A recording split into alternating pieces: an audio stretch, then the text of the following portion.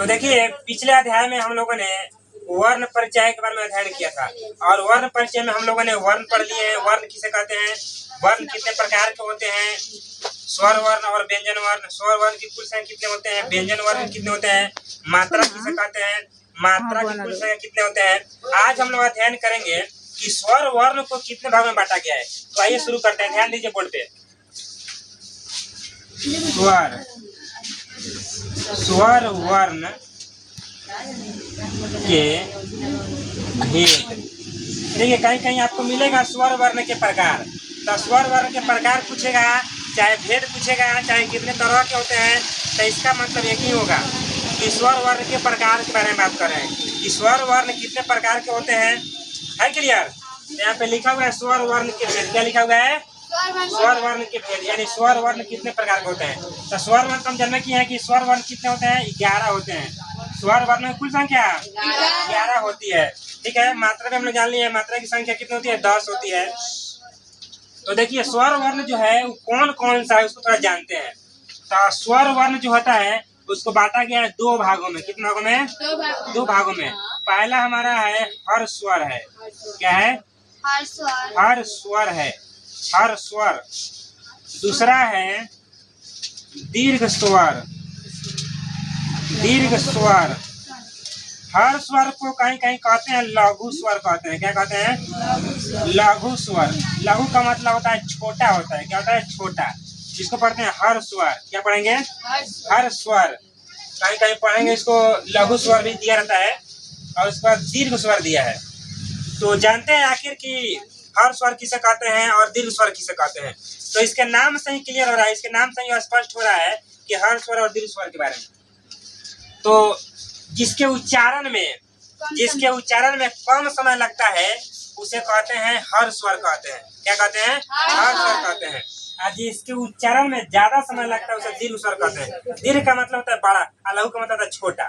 तो देखिए और लिख करके उसमें छांटते हैं कि कौन कौन दीर्घ स्वर है, कौन कौन लघु स्वर है। तो देखिए आपके सामने पहले अ लिखते हैं, मतलब स्वर वर्ण को यहाँ पे लिख रहे हैं। अ, आ, हर्षई, दीर्घई, हर्षौ, दीर्घौ, री, ए, ओ, औ। हो गया? अन और अ को नहीं लेंगे, काहे नहीं लेंगे कि वह अयोग्वा है ना, अयोग्वा, इसलिए उसको नहीं ले रहे हैं। तो देखिए इसको काउंट कीजिए पहले। 1 2 3 4 5 6 7 8 9 10 11। हो गया कि नहीं? 11। ऊपर भी लिखे हुए हैं कि स्वर वर्ण की कुल संख्या कितनी होती है? 11 होती है। तो यहाँ पे लिख दिए। अब इसमें छटना है कि हर स्वर कौन कौन है। तो पहला हमारा अ हो जाएगा एक। ठीक है, उसके बाद छोटी ई हम लोग इसको बोलते हैं, मतलब हर सही। उसके बाद देखो हर तो हो जाएगा, छोटा ऊ हो जाएगा और उसके बाद री हो जाएगा। तो कई होगा देखिए तब?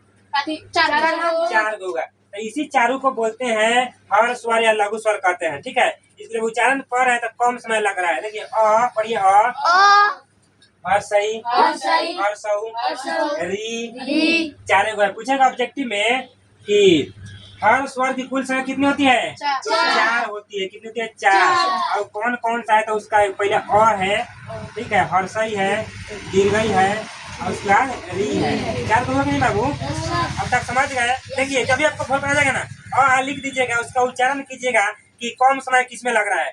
जिसमें कम समय लगेगा वो हर स्वर की संख्या होगा, मतलब लघु स्वर वही होगा। आज जिसमें उच्चारण जिसको करेंगे अधिक समय लगेगा उसको बोलते हैं दीर्घ स्वर बोलते हैं। क्या बोलेंगे? दीर्घ स्वर। पूछेगा ऑब्जेक्टिव में कि हर स्वर की संख्या कितनी होती है? 4। तो वो बताइए कि 11 को में से 11 को है नहीं, 11 को में से 4 को निकल जाएगा तो कितना बचेगा? बोलिए। 7 बचेगा ना। तो दीर्घ स्वर की जो संख्या होगी कितनी होगी? 7 होगी। इससे परिभाषा क्या होगा? इसके उच्चारण में ज्यादा समय लगता है उसे क्या कहते हैं? दीर्घ स्वर। अब देखिए यहाँ पे लिख रहा है दीर्घ स्वर कौन कौन है। आ होगा, है ना, और उसके बाद दीर्घई है, उसके बाद दीर्घ ऊ है, और उसके बाद ए है, और उसके बाद अ है, और उसके बाद ओ है, उसके बाद औ है। जब इसको गिनेंगे तो क्या होगा? देखिए तब 1 2 3 4 5 6 7 7 हो रहा है ना। तो यहाँ से सब क्लियर है। आपसे कोई पूछेगा तो ऑब्जेक्टिव में आएगा परीक्षा में वस्तुनिष्ठ प्रश्न में कि स्वर वर्णों की कुल संख्या कितनी होती है? स्वर वर्ण की कुल संख्या 11। मात्रा की कुल संख्या 10 होती है। पहले पढ़े लेकिन भूल जा रहे हैं आप। मात्रा की संख्या 10, स्वर वर्ण की संख्या 11 होती है, हर स्वर की संख्या 4, दीर्घ स्वर की संख्या 7। देखिए किसी किसी किताब में आपको और मिलता है पलुत स्वर मिलता है, तो पलुत स्वर जो है ना वो संस्कृत में आता है। क्या चीज में आता है? संस्कृत में। हिंदी में मूल रूप से जो स्वर वर्ण का जो भेद है वह दो ही है। कितने हैं? दो मूल रूप से। और उसका जब उच्चारण करेंगे तो उसमें ओम का, ऊ का, इस सब का प्रयोग करता है, तो वह संस्कृत में अधिक रहता है, इसलिए उसको यहाँ पे मेंशन नहीं किया, उसको नहीं लिखे हैं। किसी किसी किताब में आपको मिलेगा, लेकिन वह पलुत स्वर है। कौन स्वर है? पलुत स्वर। तो इसलिए जानना है स्वर वर्ण का मुख्य जो भेद है कितना है? दो है। कौन कौन? एक में हर स्वर जिसका नाम है लघु स्वर भी, और दूसरा का में क्या है? दीर्घ स्वर। तो हर स्वर किसे कहते हैं? जिसके उच्चारण में कम समय लगता है उसे हर स्वर कहते हैं। हर स्वर की संख्या कितनी है? 4 है। कौन कौन है? तो अ है, हर्षई है, हर्षऊ है, री है। देख रहा है ना? उसका दीर्घ स्वर किसे कहते हैं? तो जिसके उच्चारण में ज्यादा समय लगता है, मतलब इसके उच्चारण से ज्यादा समय इसमें लगेगा, तो उसको दीर्घ स्वर कहते हैं। ठीक है। आ हो गया, दीर्घई है, और उसका दीर्घऊ है, ए है, ऐ, ओ, औ, 7 हुआ है क्लियर? तो आज तो आप लोग जान गए कि हर स्वर किसे कहते हैं, दीर्घ स्वर किसे कहते हैं, स्वर वर्ण को कितने भागों में बांटा गया है ना? क्लियर? तो चलिए आज के लिए बेस्ट ऑफ लक, कल मिलते हैं सेम टाइम।